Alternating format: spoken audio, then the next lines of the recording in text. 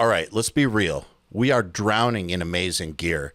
Plug-in X, Modeler Y, 9-string guitars tuned down to the abyss. It is everywhere. And yeah, I do think it's cool.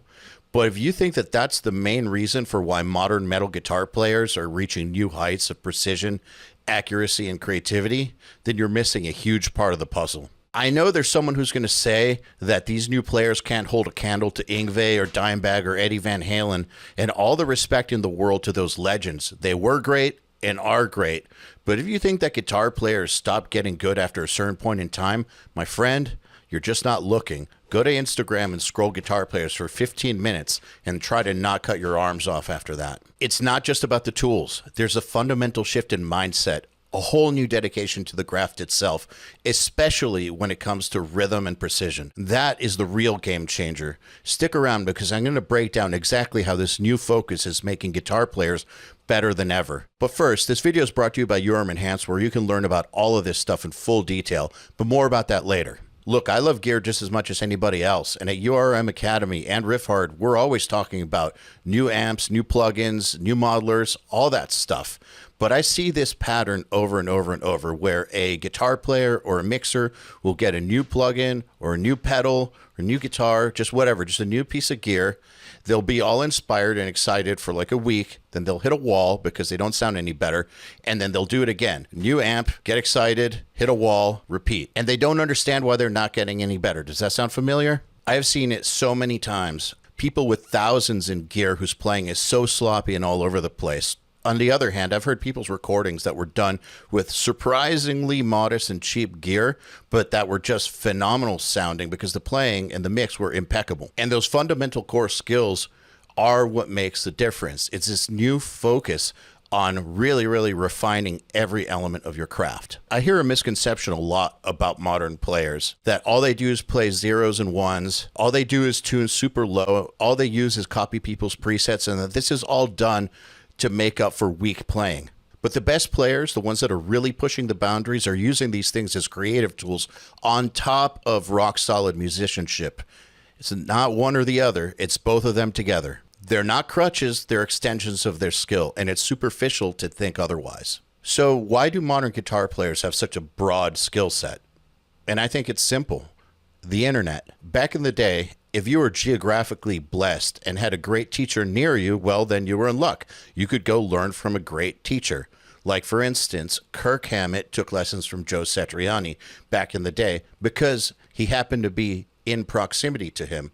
But what about if you lived in the middle of nowhere and all the musicians around you were terrible and all the teachers around you were terrible and that's all you had access to and there was no internet? Well, out of luck, you would just be learning from bad teachers. Back then, if you wanted to learn what your heroes were doing, you really didn't have very many options. You could buy a magazine and read what somebody else had to say about the person you enjoy listening to, and oftentimes the transcriptions in magazines were just bad. They were just off. You could maybe watch a home video like the Year and a Half in the Life of Metallica, where you would get bits and pieces of how they made the Black Album. Maybe there was an instructional video that you could watch, but that's it. That's it. That's all you had. And nowadays, kids are starting earlier and earlier, and they have YouTube available to them, and therefore, younger people are getting better and better at a younger age. Thanks to sites like Riffhard and YouTube, younger and younger people are learning musical concepts and techniques that you would have had to go to college for in the past. And because of this access to learning anything you want to learn, you're now starting to see other genres incorporated into metal that really never had a place in it before. So in the past, like if you wanted to learn how to play the banjo or play bluegrass, you would go to a bluegrass teacher if there was one around you, and you would learn those techniques, and that would be that. And sure, there happened to be some people who combined those techniques with metal, but there was no internet for them to show the world. Nowadays, if someone does something crazy with, like, say, hybrid picking, which didn't used to be a common technique in metal, well, it can get on the internet, it can go viral, and guitar students everywhere can start learning it. That's why techniques like hybrid picking, which previously had nothing to do with metal and were kind of unheard of, are now kind of becoming standard technique for lead guitar players. Or how about that crazy stuff that Tim Henson from Periphery does? Most of that comes from flamenco. If you were to go learn flamenco in the past, you would learn all that rhythmical stuff that he does with his right hand. But crossing it over for metal players, that really didn't happen. Thanks to the internet, we can all see what Tim Henson does and learn it. Players these days definitely love their gear. They've always loved their gear, but they're more obsessed than ever with just becoming amazing guitar players. So what do guitarists focus on these days instead of getting over distracted with gear? It's a deep and almost obsessive focus on rhythm. And this is a big change from the past. When I was growing up, you tended to have a lead guitar player and a rhythm guitar player in the band. And the lead guitar player would only play the solos, and the rhythm guitar player would play all the rhythms. And usually, the lead guitar players were not very good at playing riffs. That is not how things are nowadays. Nowadays, you really don't have a lead and a rhythm guitar players. You just have guitar players. And the best soloists tend to be the best at playing riffs. They're just the best guitar players all around. Being a great rhythm player is a requirement these days, and this is something that we hammer home at Riffhard all of the time.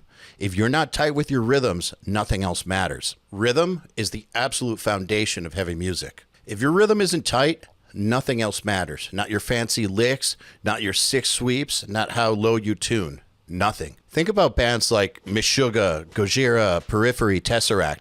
What makes them so damn powerful? Yeah, they've got cool riffs and interesting harmonies, but underneath it all, there is a god-tier level of rhythmic precision. Every hit is intentional.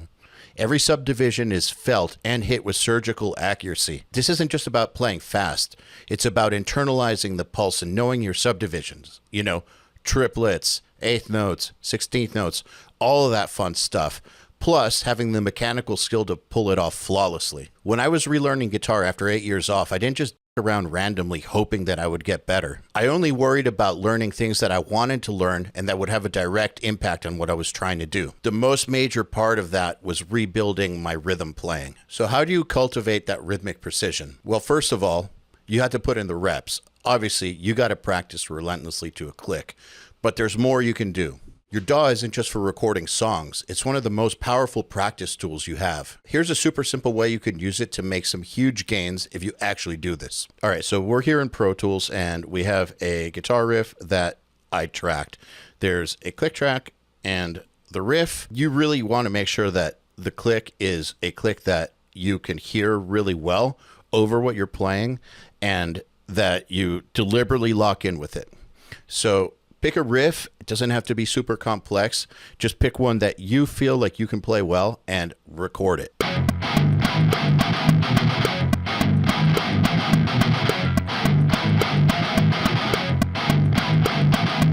That's part of the second verse to a song called No Rest, No End. It's a riff I feel very comfortable with. No punches, no edits, just try to get a take through the riff. And limit yourself to 1 or 2 passes. So you want to be warmed up, but don't spend like an hour on this because you want to get a good, honest assessment of where you're at. So it takes you 10 minutes to warm up, take your 10 minutes to warm up, and then track this and track it once or twice. Now the crucial part, analyze it. Don't just listen back and be like, oh yeah, sounds okay.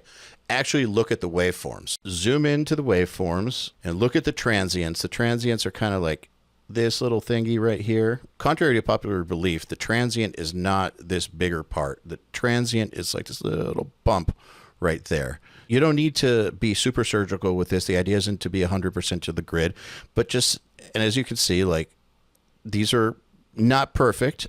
Some are closer, some are further. If you've noticed that like you're all over the place, that's the truth. And now you know you got to improve your rhythm playing. I would do this pretty regularly, like maybe once every few days. Like if you're working on an exercise or working on a song, I would take a part that you think you're good with and record it. Even if you're just practicing scales, like record yourself playing that scale and analyze what you did. No edits, 1 or 2 takes. Get honest with yourself. This isn't about beating yourself up. It's so that you can target specific weaknesses and get better at them. You can do this in any DAW, Reaper, Pro Tools, Cubase, doesn't matter, but I would do it semi-regularly. This is your best friend. Getting feedback is the best thing you could possibly get. You don't want to be a delusional musician. And all the best players I know, who are players that you all listen to, they all record themselves. Some are better at it, some are worse in it, but they all have a DAW and do some form of recording. They have some way to get instant feedback on their playing. They're not just guessing. Now, why does this matter so much beyond just being a good player? Well, it's simple. It's because tight playing makes everything in production easier and sound better. When guitars are tight, they stack beautifully. You get that massive wall of sound without it turning into a muddy, chaotic mess. Editing becomes minimal. Instead of nudging notes and quantizing things, trying to get something that's barely recognizable as a riff to sound somewhat passable, you're saving time and able to make creative choices. You're enhancing what's already great instead of trying to fix something that shouldn't exist. Also, your DI tracks will be gold, and a great DI track translates into a precise and clear reamp. Also, EQing tight guitars is a dream. There's less mud to carve out, and you're not fighting the performance to try to carve out a good tone. And when you add compression, it works with the dynamics of your playing, adding punch and sustain, as opposed to desperately trying to even out a sloppy performance. This is something we see constantly on Nail the Mix. When we get multi-tracks from bands like Arcspire, Meshuggah, or Gojira, the raw performances are already incredibly tight. The mix engineer's job is to enhance that, to bring out the power, not to build it from scratch with editing tricks. The guys getting killer tones on Nail the Mix aren't just using magic plugins, they're working with really tight performances. That's the foundation. The truth is that the overall standard for musicianship in metal, especially with guitar and drums, has skyrocketed in the last decade. Thanks to online resources and amazing instructional tools like Riffhard, shameless plug, as well as the ability to analyze and hear so much music from around the world, players are getting better at a younger age, and it's happening fast. Remember when I mentioned doom scrolling on Instagram earlier in this video?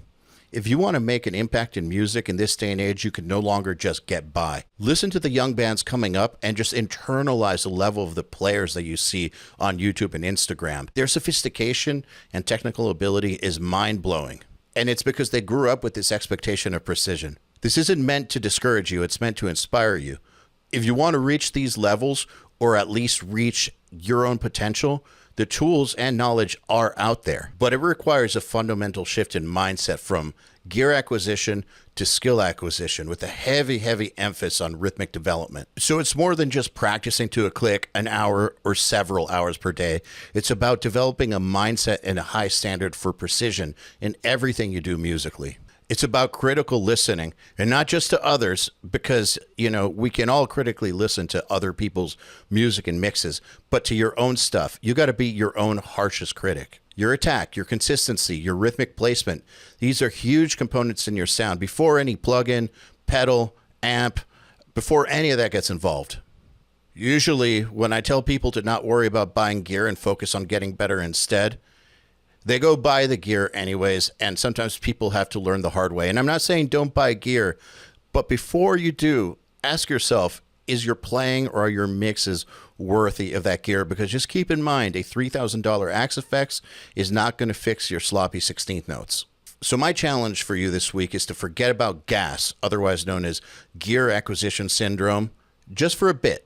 Pick one riff, fire up your DAW, and get brutally honest with your rhythmic playing. Use that metronome, analyze those waveforms. And if you want to go down the rabbit hole with this stuff and really master that rhythmic precision, learn how to build those tones, and really wrap your head around every aspect of metal production, well, that's what we do every single day at URM Academy. Here's some more about that.